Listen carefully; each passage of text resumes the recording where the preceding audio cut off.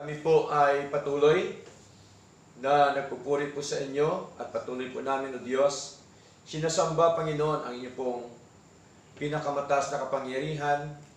Sa aming mga inawit na ito, O Diyos, ay nawa kayo po ang siyang patuloy namin, mabigyan po ng karangalan, kalatian po sa mga buhay, at nawa, O Diyos, ang aming mga pagpupuri sa inyo. Inyo po ito nawa tanggapin, O Diyos, na isang mabawang samyo, Panginoon, sa inyong harapan. At salamat din po sa inyong patuloy na pag-ingat po sa amin, paggabay, sa lahat-lahat po ng mga pagpapala na amin pong tinatamasa sa araw-araw po namin buhay, Lord. Marami pong salamat, Ama, sapagkat tunay nga po na kami po patuloy niyo po iniingatan, ginagabayan at pinaproteksyonan. At salamat po sa pribilehyo pong ito na kami po ngayon ay sama-sama po sa amin pong pagsamba ngayong umaga po ito. At salamat din po, Diyos,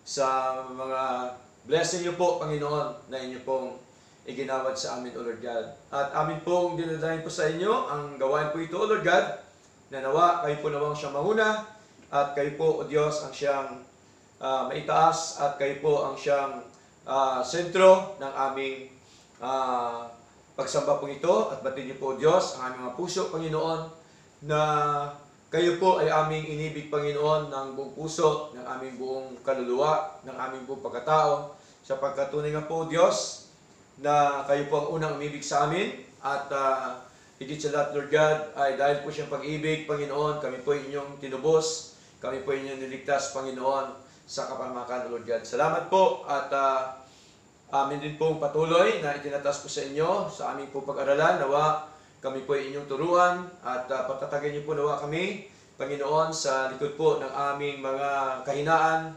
Kami po inyong palakasin, O Lord God, at ganyan po, Panginoon, sa mga nangyayari po sa aming bansa, sa paligid.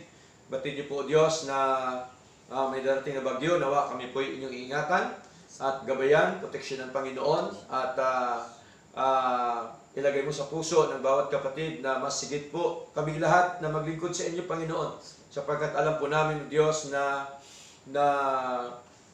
mga matindi, mga pagsubok, mga suliranin sa aming mga buhay, kaya hindi po yan maghahadlang, O Diyos, na kami po ay titigil na sa paglilingkod sa inyo.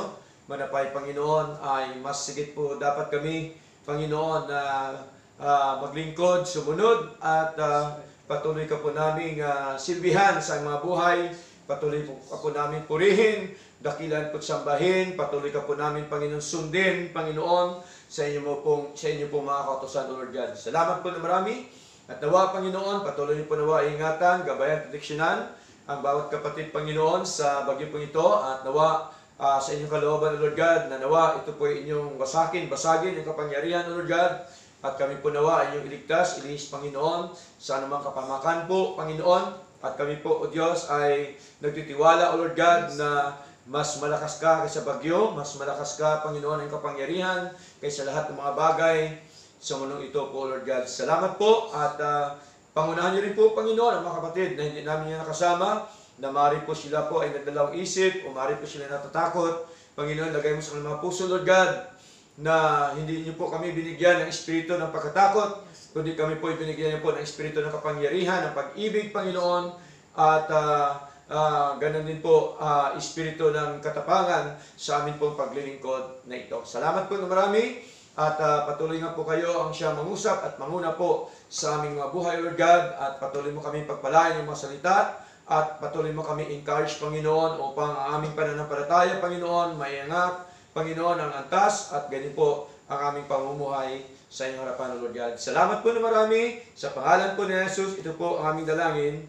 Amen. Amen.